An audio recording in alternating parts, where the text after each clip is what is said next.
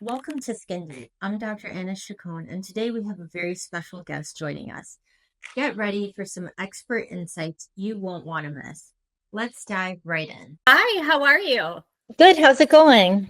Good. Apologize for the slight delay. Okay, no problem. No, it's very low key. This is the first day that we are doing this. This is my new Okay. podcast.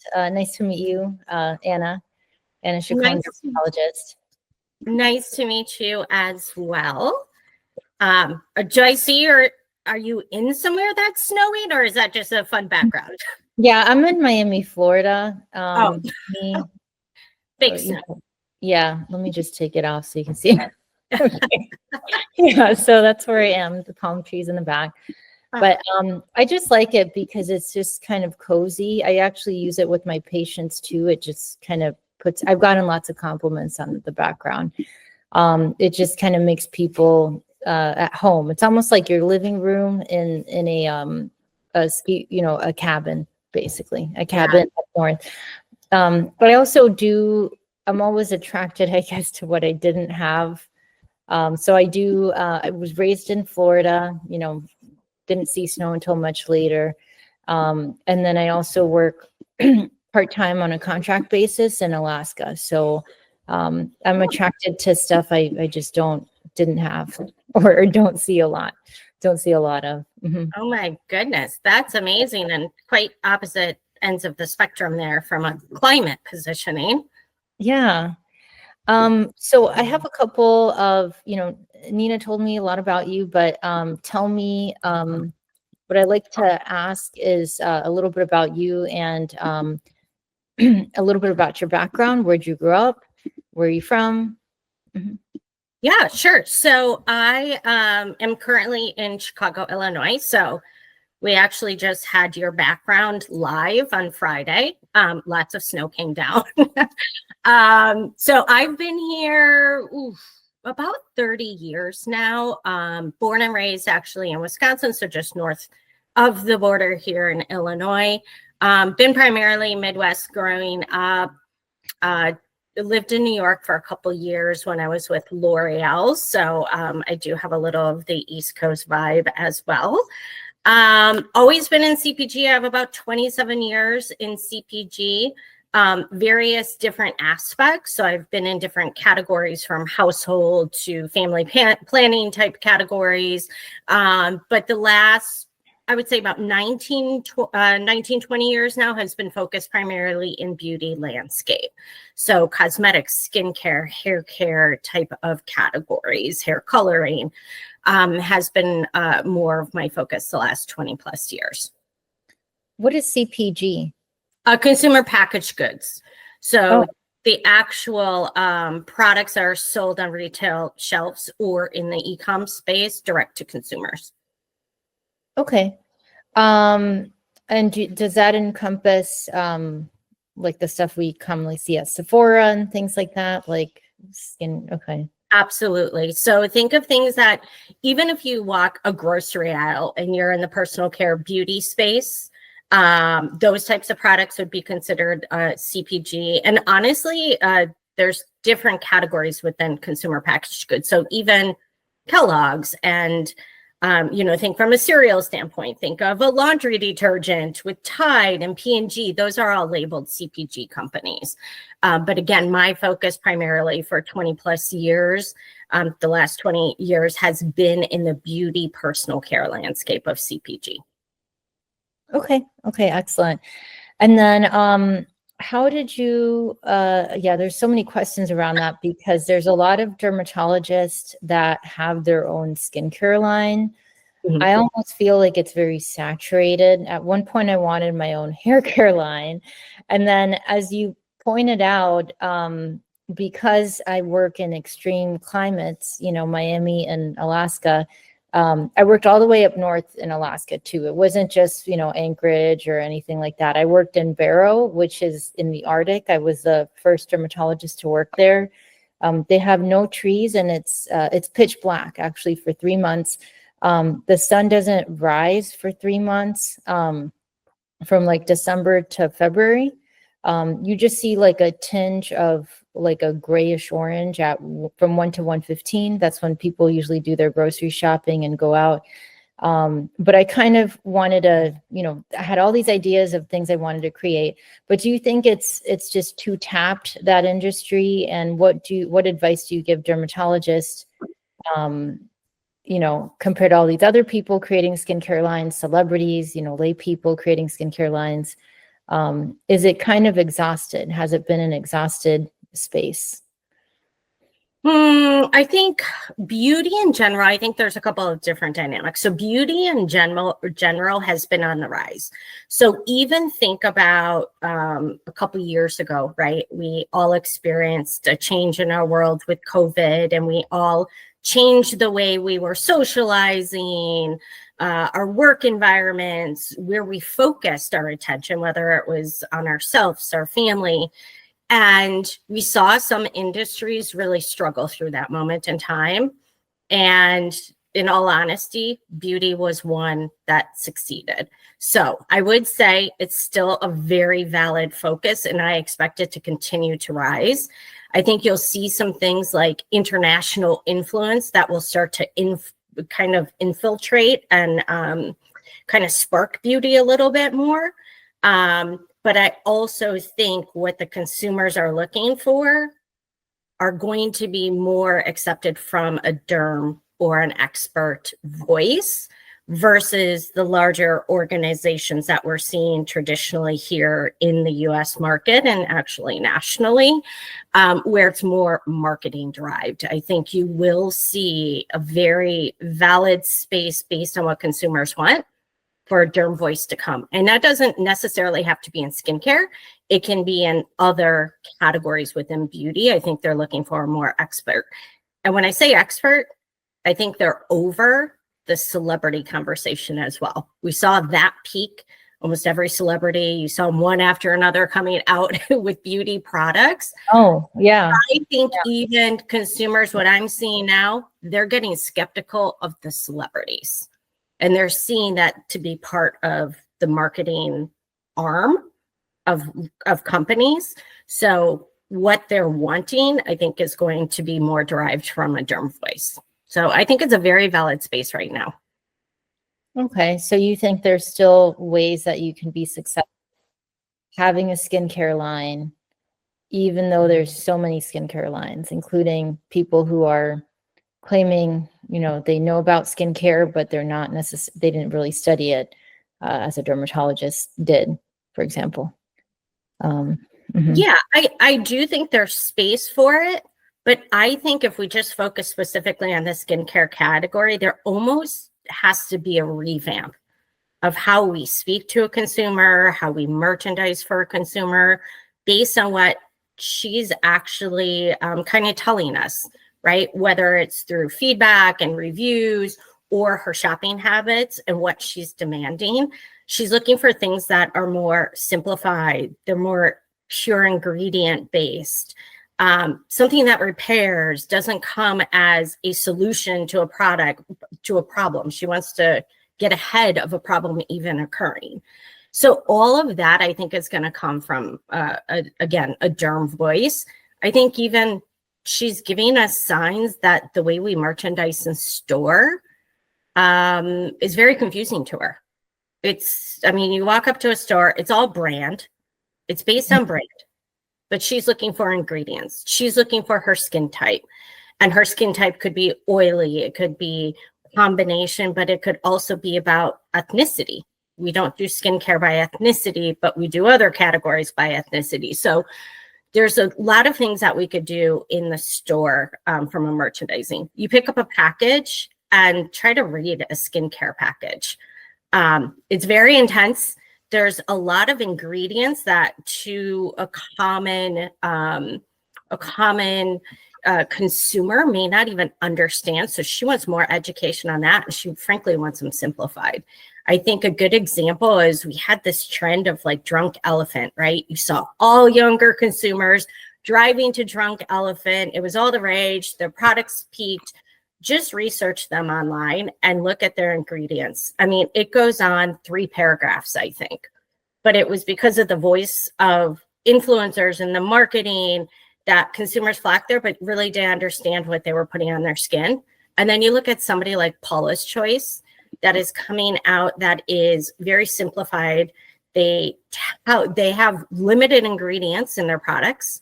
They're focused on efficacious ingredients, but there's limited ingredients in there, and they tell the consumer exactly what they are and what they're going to do. Okay. All right. Excellent. And then a couple things. So piggybacking off of that, are there any voids that you see in the CPG area that you think are untapped or could be explored more, given your extensive experience? Yeah, I think you're going to see probably a conversation about what we see in other categories and even flipping outside of beauty, but this farm to kind of face conversation, again, going back to some naturality and sustainable type of ingredients. I think you're going to see a conversation rise in that. I think glass skin in skincare will continue, and that's a lot about hydration and that end result of very, hydrated skin is this glass skin conversation that's influenced by the Asian Pacific market. And I think you're going to continue to see that on the rise. I think you're going to see a rise in conversation around eye. Traditionally, that has kind of, dropped off a little bit when we talk about category segmentation. But I think you're going to see a refocus come now that there are new ingredients on the market. Now there are different technologies on the market. I think you're going to see a refocus in the eye specific. And then I think you're going to see this expansion from a skincare conversation particular to the face, but really focusing down into a whole body conversation, because I think consumers are slowly starting to connect the dot that our skin is our largest organ, and that it goes from head to toe, right? Even though some areas of our skin, because of exposure to, environmental aggressors or what we do with the parts of our body, do have different kind of requirements from a skincare, but I think the conversation and the focus will carry through to a body conversation, not just a face in the future. Okay, excellent. And then what about, there's this big movement with Korean and Asian skincare. I kind of am trying to understand what that's about. I haven't been to Korea, but what's different versus like American skincare and, European skincare and skincare made everywhere else? Yeah, I think there's a couple of things that are different. One, I think our consumers here in the US, we are very influenced visually. So when you see Asian Pacific skin, their skin tends to be more of a porcelain, type of visual, right? And so I think there's that visual impact of interest, and we directly correlate that to 100% being these skincare products coming over. So part of it is just what we tend to be influenced by that visual impact. I think part of it is also they're highly focused on sustainability. They're focused on natural ingredients into their products, and they are far advanced versus rest of market, I would say, including your European market, on technology. So that could be biotechnology, AI technology within the skincare category. They're also leveraging a lot of social media to create the buzz and the conversation here into the US. And that's where we're seeing a lot of impact in younger consumers entering the skincare category, because they're getting that influence from their social platforms, which is also kind of piquing that Asian Pacific influence. But really, their products are just, I would say, depending on the product line, they could be anywhere from 2 to 10 years ahead of the US market in just formulations, delivery systems, and technology. Okay. Okay. And then other questions. How did you get into L'Oreal? Like, how did you end up? How did your career there begin?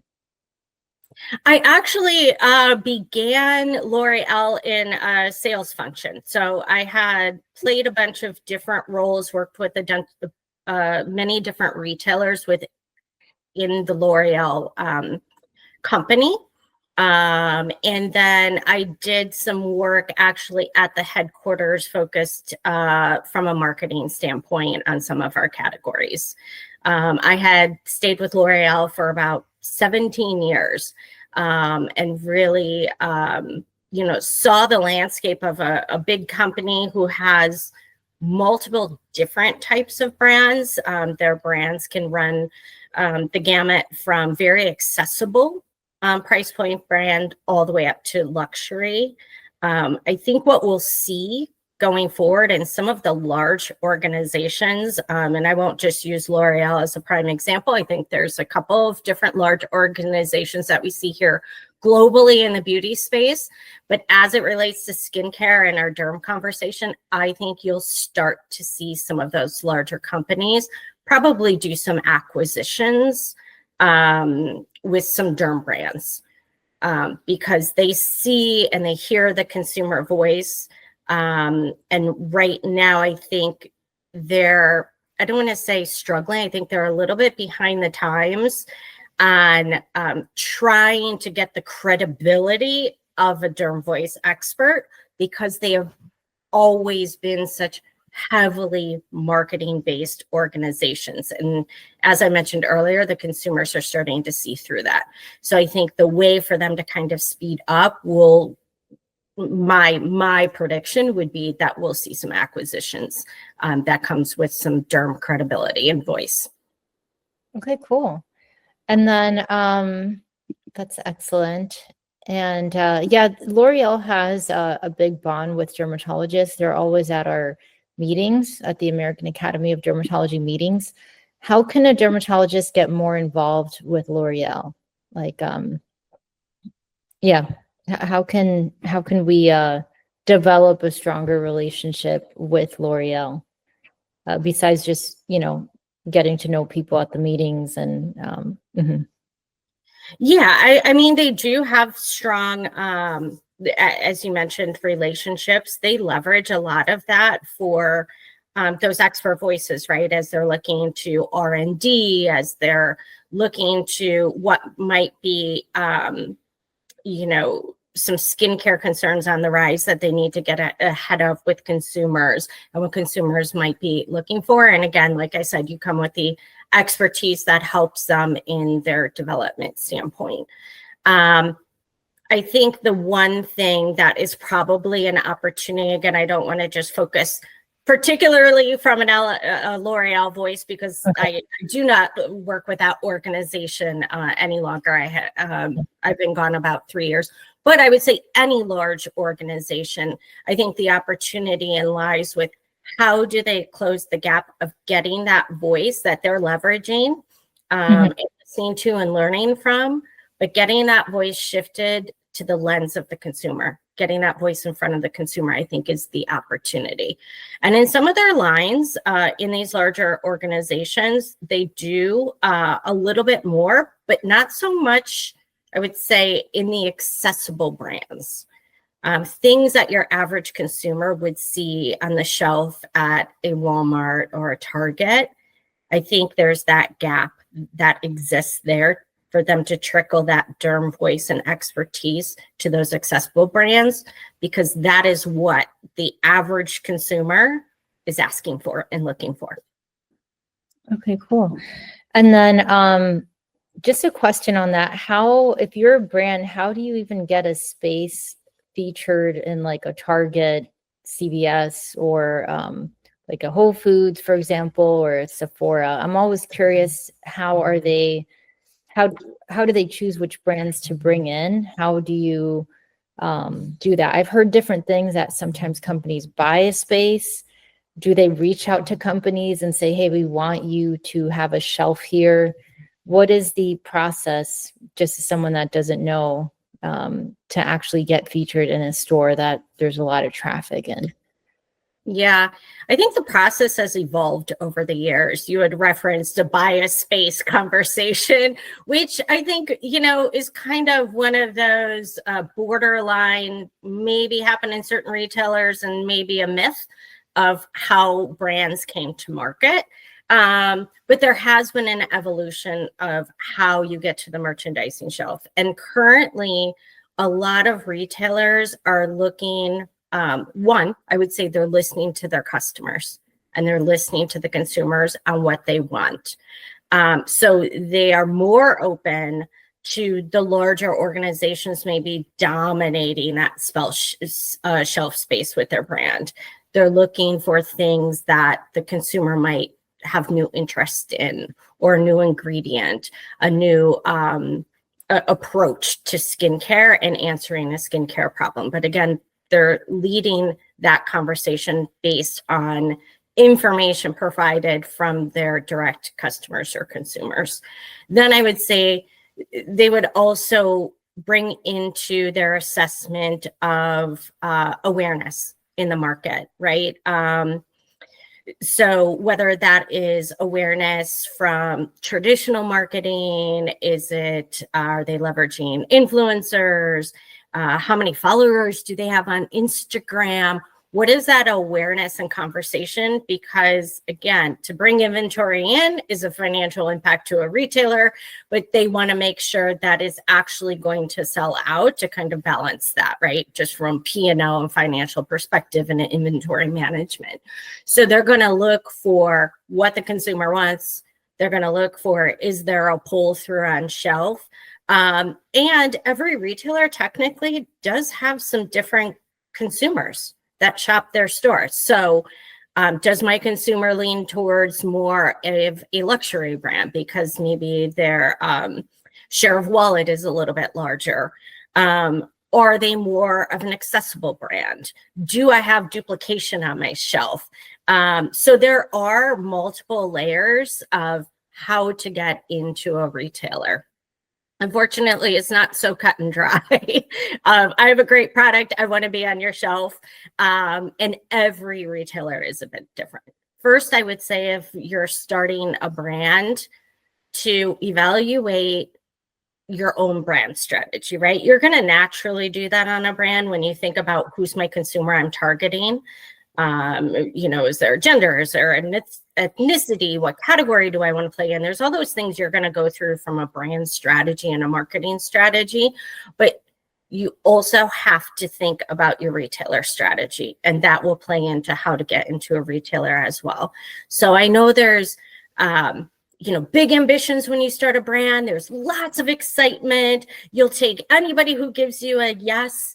But truly, the long-term success is going to come with being on the right shelf in the right stores to meet those consumer needs. So if you're getting into, Walmart just to get into a Walmart, but really your brand is a brand that comes with more ingredients or technology that really would connect more with a savvy skincare consumer. Maybe it has too much technology that's just a little bit elevated from your average consumer's education currently in the market. Then you have to get into those different, maybe a department store, maybe a derm store, right? A spa, a med spa, Ulta, Sephora, right? So I think it's also about retail strategy of driving that success. Okay, cool. Yeah, excellent. And so what are the steps if you want to create, let's say, a line? I'm sure a lot of dermatologists have this idea, non-dermatologists as well. What do you typically start doing? Do you start going out interviewing cosmetic chemists? What more or less would you suggest is people's budget?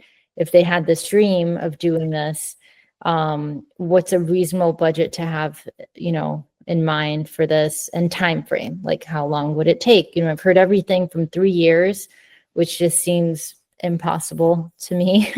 And then I've heard, things like $10,000 is more or less to 50,000. And I've even heard, is it Unilever? I know a dermatologist that partnered with Unilever for creating something for the armpit and some sort of deodorant that, doesn't make you smell. I mean, I've heard all kinds of things. I think people are wanting like a ballpark figure of what it takes to start, your own line. Ooh, loaded question. There's a lot there to unpackage. Yeah. But I would say starting your own brand or your line, my I guess recommendation would be homework. Start with the homework. Look at the category, look at the industry trends, look at the consumer. What's the consumer voice saying right now? What is she ready for?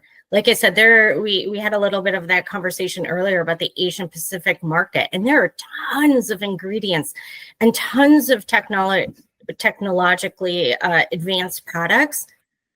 But in the US consumer, she's not ready for that all yet. She's not as advanced in that education level. So I would say look there, right? Start to do homework. I would also look at gaps. And you'll find that by studying the actual category and the shelves here in the US. Go walk stores, see what the brands have to offer. What's the next ingredient conversation happening? How are they merchandised? Because you want to close a gap, a need gap for a customer that has a problem or a concern on the rise. And you're going to learn that as well from her voice and her conversation. And I think that will drive you into spurring that idea, right? What is my product going to be? What is my point of difference going to be? And then, like you said, it's all the roll up the sleeve time. I have to roll up my sleeves. Now I have to go talk to chemists. I have to find an ingredient manufacturer, right, to source from. Do I want natural ingredients? Do I want synthetic ingredients? Do I want a blend? How will that formulation come to rise? And then you move forward into all of the details around marketing. What's my packaging? What's my messaging? How am I going to approach the conversation? How am I going to educate my consumers? And then ultimately, where do I want to be? Reflecting back on the retailer strategy conversation. How do I know where I want to now take my conversation, that my consumers can best find me, and I can solve their problem or concern? So many, many steps. Like you said, it does take some time. Again, it depends on what your ingredients are, how fast you can source those ingredients, how fast you get through that ideation moment of your marketing, your packaging, to come to actual production.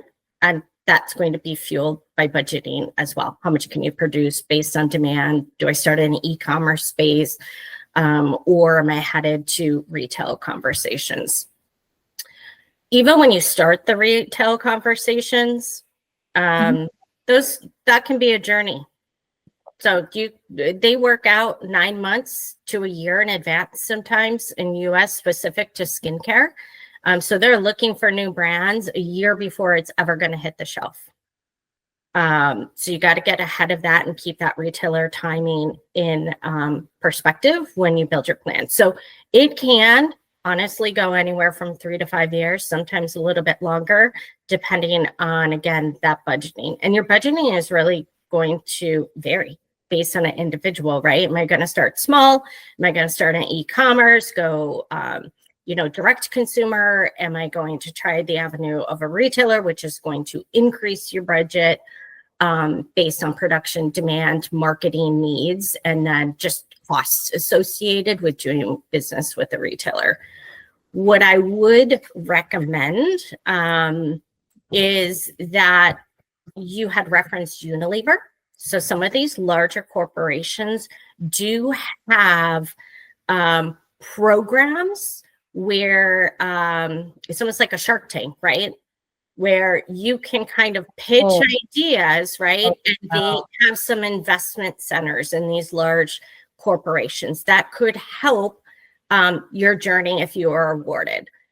I will also share that retailers have this type of program as well. Ulta has a big one.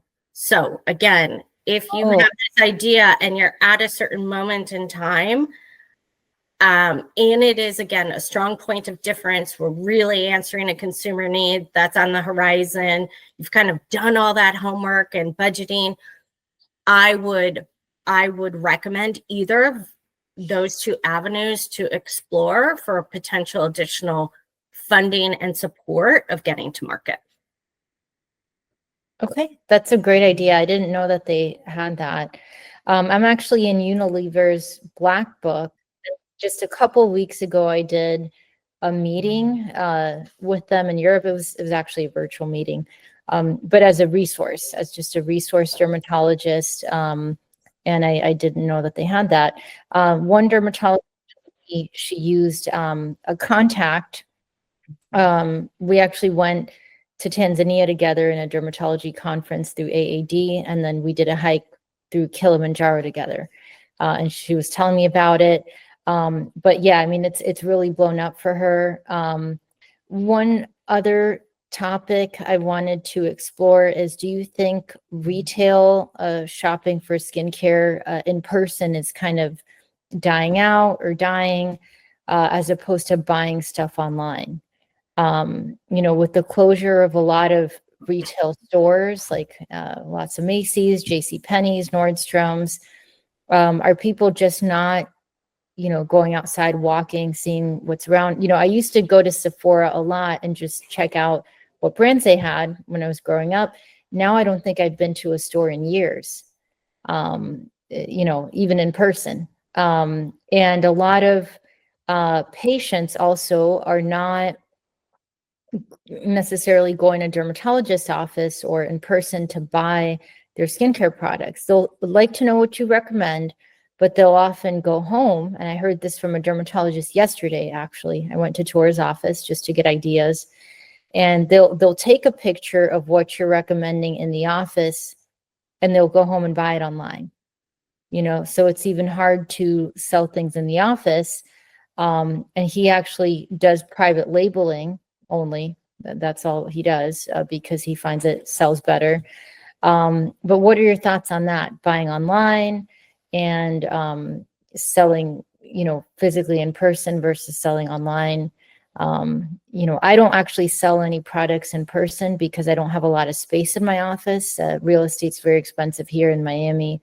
And I don't want to keep track of inventory. So I'll have links on certain websites that I'm on. I'm also an influencer where I have even discount codes for people. They could, get 10% off or whatever. And it just kind of feels cleaner that way. I don't have to store anything. I'm not stocking up, taking up extra space in my office. And then I don't have to worry about someone just not buying something in the office and leaving and buying it elsewhere. You know what I mean? Yeah. Yeah. But yeah, what are you stuck with the dollars of inventory? Exactly. Which are not cheap. Yeah. It's a lot. Yeah. Mm-hmm.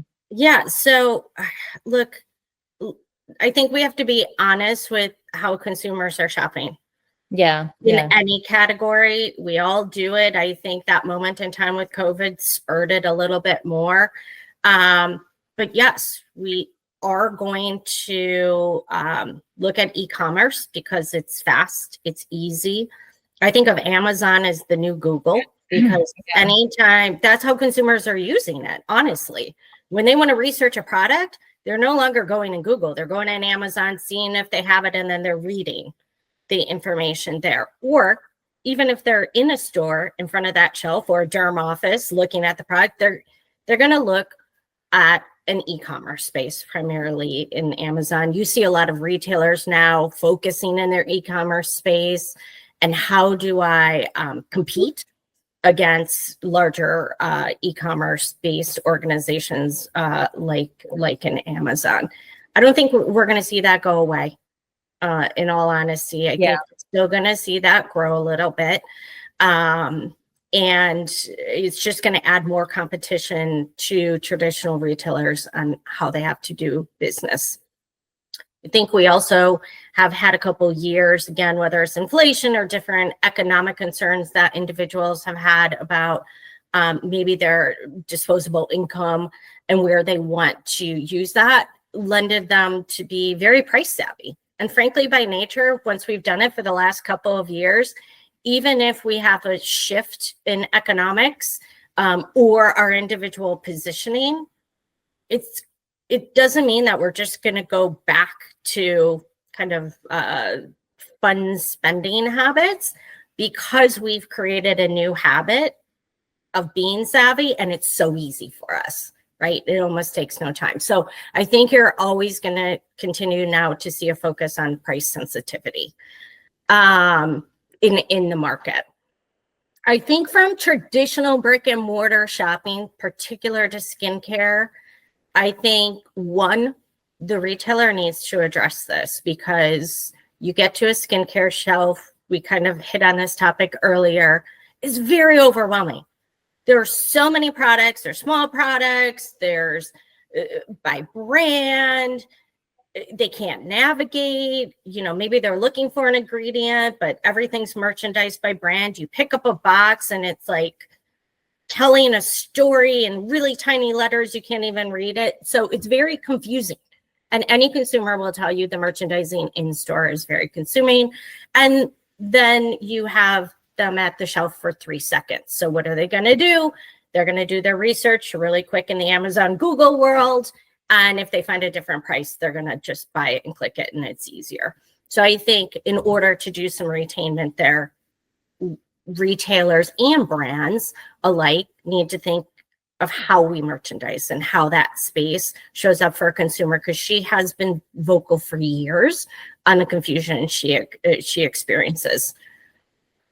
In addition, particular to skincare consumers, because there's this rapid increase, there's a lot of change happening in skincare, again, of technology, ingredients, a derm voice, a celebrity pops up with, a new product.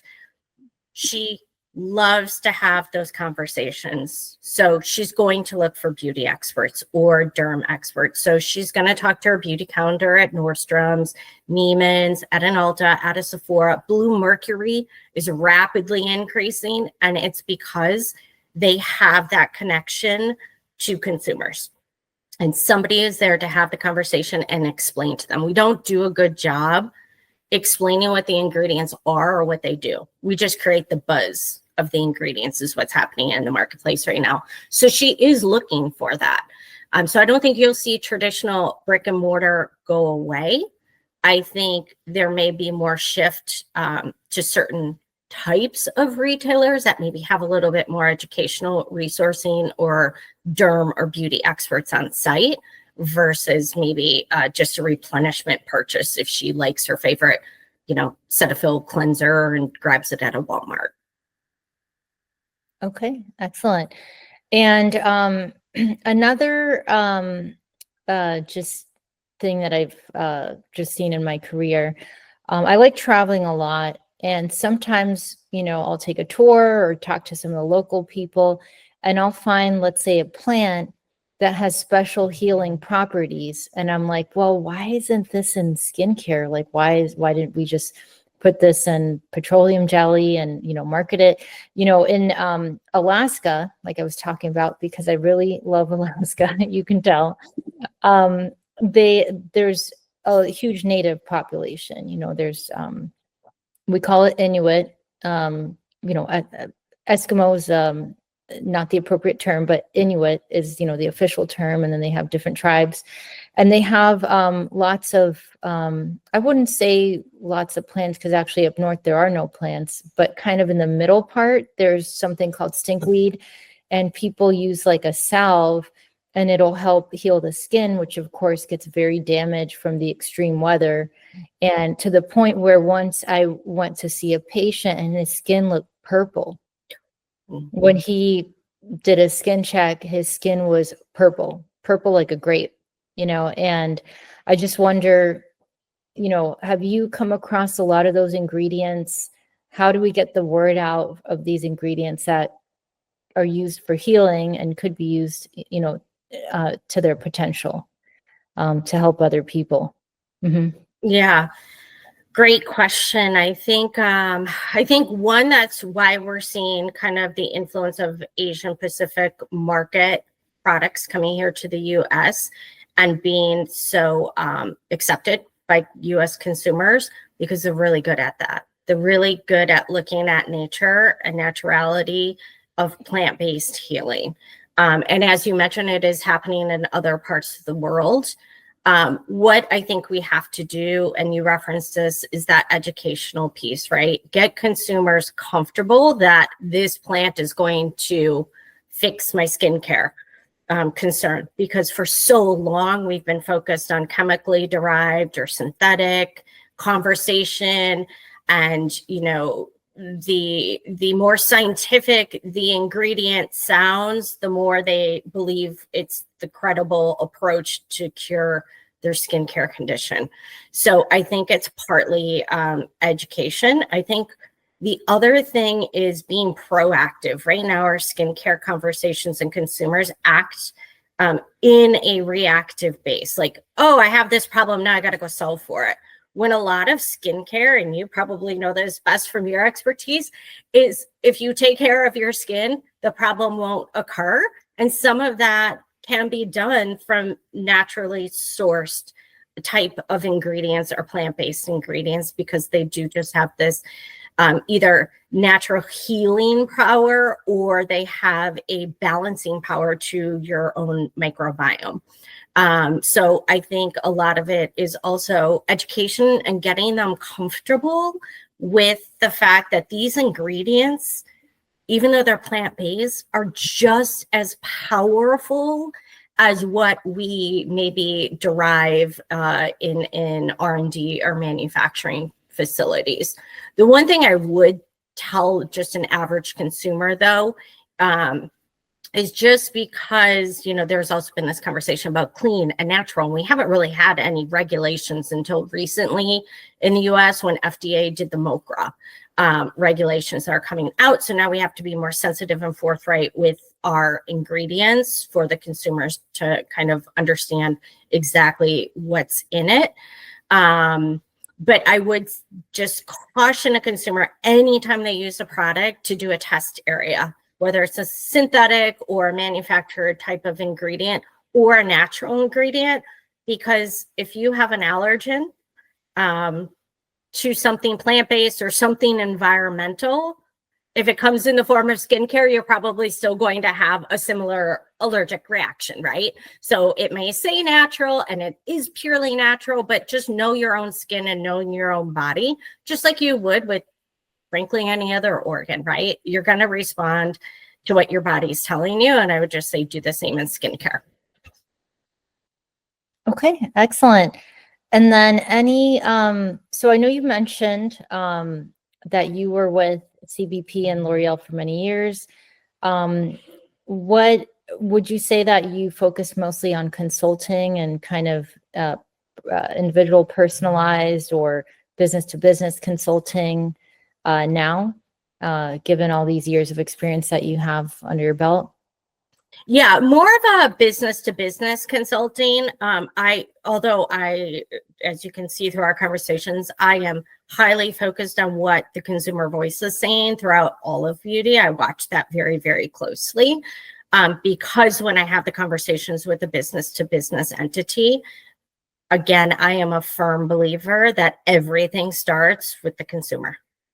And what she's seeing. And we have to be very mindful of that in everything that we do, because that creates the long-term success.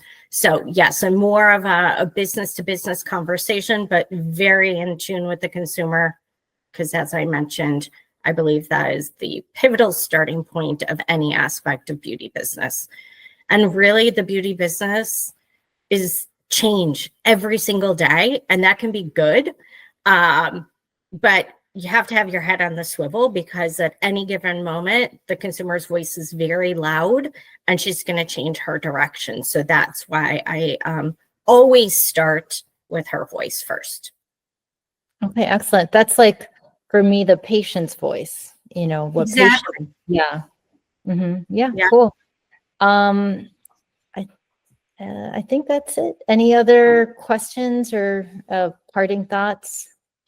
No, I think first, thank you. Thank you for Yeah, having me thanks. today. It was a lovely conversation. I think just in general, always for consumers, it surprises me sometimes the neglect and the forgetfulness of how important our skin is, and that it is the largest organ. And it's like, just listen to your skin. Just like, as I mentioned a couple of minutes ago, you listen to anything else in your body. You know, and then just have those conversations. So I think that would be my only parting thought. I think in beauty, from a parting thought on that is, we saw over the last couple of years, and you mentioned at the beginning of our conversation was something you wanted to do. The last couple of years, you saw this, again, rapid increase in skincare. We're going to keep seeing that. Skincare started to outpace things like cosmetics. My prediction is hair care is going to be the next skincare. And you're already slowly starting to see it, even from a derm perspective, where it's a lot about scalp care happening now in hair care. And I think you're going to see that rapidly increase, that those skincare conversations, concerns, consumers are going to start to think of that in the way of hair care. And that is going to be the next really rapidly growing category in beauty. All right, excellent. Thank you so much. Thanks for all your wisdom, and thanks for being part of the show. And we'll keep in touch. I'm sure this won't be the last time we speak.